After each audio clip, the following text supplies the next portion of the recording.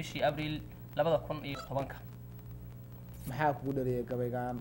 runtii waa gabay aad u dheerar badan waa gabay erayo waaweyn xambaarsan maxaa kugu dhaliyay waad mahadsan tahay walaal horta haddaan sababaha hal iyo laba ka taabto waagii hore waxaan islahaa Soomaalidu way ka soo rooraan doontaayo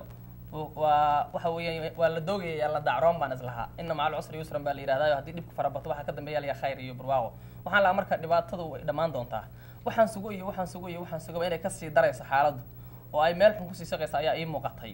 waxa ii muuqatay in dadkii waayeel dhalinyaro wax garad aqoon-yahan abwaani iyo suugaanyahan iyo in alle intii wax inay wax qabtaan laga filayay ay dhammaan daaqada ka sii wada baxayaan oo aysan ay dhibku ka saaid caliyay ayaa ii muuqatay anoo marka raba inaan dareensiiyo kaalinta ay ku lahaayeen arrimaha xalinta Soomaalida ayaa sababaha kamid ahayd waxa kale sababaha kamid ahaa Soomaalidu waxa la yiraahdaa sidooba waa dad hal meel ka soo wada jeedo oo Soomaali wada ah oo hal magac wada wadaaga hadda dhanka kale ka eegtana waa dad hal luqad ku hadlo afka Soomaaliga wada wadaaga haddaad dhinac kale ka sii eegtana waa dad hal diin wada wadaaga haddaad sii eegtana waa dad isku suurada oo midabkan wada wadaaga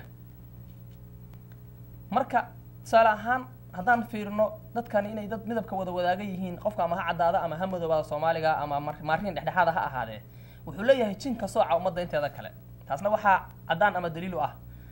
masafo uu tiriyey gabya caan oo lagu magacaabo jaamac kadiye cilmi masafadaas waxaa ka mid ahaa marka Soomaalidu waa cajiib Afrikada waa ka sooc sansaanka carbeedna ma leh ilaahu saatirow subxaanahu qaadirow allaha loo siman yahow intuusan ku neef leeyahay ilaaha wax siinayow Soomaali allow midee waxaa ka dareemi kartaa marka inay Soomaalidu ka soctahay ummadda inta la degan ee dariska la ee dadyowga ay isku degaanka yihiin dadkaas Soomaalida oo intaas oo qaybood ka midaysani siday hogaankooda u midayn laayihiin oo ay isugu tashan laayihiin oo ay siyaasad hal wajile u samaysan laayihiin ayaan rabay inaan ku dhaliilo oo tuso bal dhibka haysta iyo meesha dhibku ka haysto hada gabayga haddana haddii aan wax yar ka taabta gabayga magaciisa oo dhaliil ah dhaliisha waxaa la yiraahdaa eed qof loo jeedshay ama dad loo jeedshay hawl la rabay in la qabto oo laga gaabiyey ama baa la hareer maray oo sidii ahayd aan loo qaban ama dhib la geystay oo qof dhib uu geystay ama qolo dhib ay geysatay lagu eedeeyo oo la dhaho dhibkaasi waxaad geysateen dhibaatadaas laakiin hadda waxaaba dhacdayba in Soomaalida ay noqotay isma dhaanto iyo dhasheedo cid dhaliishii la saaro kii dhibanaa iyo kii wax dhibaya la kala garanaynin ummadii oo dhan ay noqotay fardadiday oo wax isdhaama iyo wax kale la kala garan waayay taasna marka waana midda uu ku qotomo gabaygu oo ah dhaliishaas ninkeeba laho dhabarka loo saari macnuhu waxa weeyaan yaa dhaliisha saarnaa yaa dhibkaas dusha u saarnaa yaa mas'uulka ah ayaa gabaygu su'aalo u badnaan doonay halka ayuu sal ku leeyahay saas marka gabaygu ugu magacaan wala magac baxay dhaliil la yiraahdo bal gabayga noo dul marmarka hoyaalayey hoyaalayey hoyaalayey hoye hoyaalayey hoyaalayey hoyaalayey hoye hoyaalayey hoyaalayey hoyaalayey hoye wax dhan baan murtida dheegayoo dhaayaheed qabaaye mar waa dhaliil mar waa dhaxal geliyo wariis dhagaysiine suugaan dadkeedii dhumaan dhelminahayaaye raagihii dhambaalada diree ciilka lagu dhaaday ee dhiiranaan jiray maantii laysku dhimanayo ee hoyaa layay dhihi jiraa dhooba lagu duugay suldaantima caddaadhihii yaqiinoonka dhaansadaaye salaanoonka dhiicin baa walee dhoofayoo tagaaye sayid maxaa madkii idhigaa dhaafay dunidaane yamyam baa murtida dhiibayoo dhinac walba u saydhay oo su'aala soo dhiibtay oo idin dhaleeceeyey oo yidhi mid iga dhaadhacsho runii dhagaysiiyo asagoon ka dhiicinoo welina dhagaaha loo taagi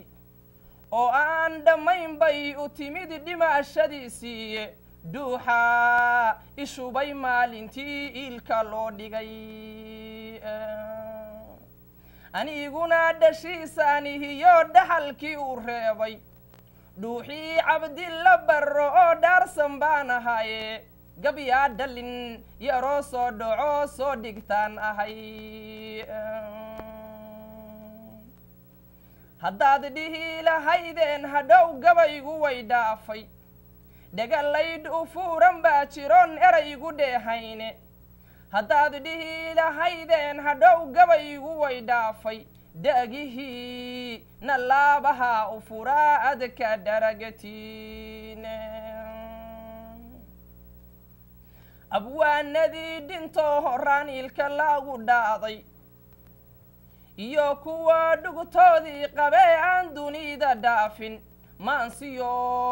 waxay gabay dhigeen dhihidi wanaagooda wixii dhacay waxaa dhici rabiyo maanta waa xadhooban oo dharaar weliba taagan oo la isku dhaashaayo oo dhib iyo dhaliil wadaa ah baan idin dhegaysiin maskaxdan aan soo dhiishayee idin dhaliilaysa culummada dhulkeennaan rabaa inaanu dhaafaaye odayaasha dhaqankaan rabaa inay dhegaystaan abwaanadan dhacdiidaan rabaa inaan dhiirigeliyaaye dhaqan wanaagay hooyaan rabaa inaanu dhiibaaye dhakhtarkiyo aqoon-yahanada mudan dhigaalkeeda dhalinyarada baan doonayaa inay dhaqaaqaane gabadheheenna baan doonayaa inaan dhiiga kiiciyaaye soomaaliyo dhan baan rabaa inaan dhalaalshaayo intaasoo iswaada dhaarsato hal dhabbaa qaaday dhul dilaacay waa toli karaan dhamac kaliileede dawlad wayna waa dhisan karaan hadday isdhaamaan haddaan araarta dhaafoon halkaas dhaadka uga joojo oon dhumuucda maansada u dhacoon idin dhegaysiiyo oon dhaxal idin reebo aad dhaaxa tiriseen dhaantiyo haddaan gabay dhihiyo ereyo dhiifoonba dhegii waxay kolkaas qaadataa lagu dhaqaaqaaye dhagax sidii haddaan nahoo qalbiga dhooba naga fuushay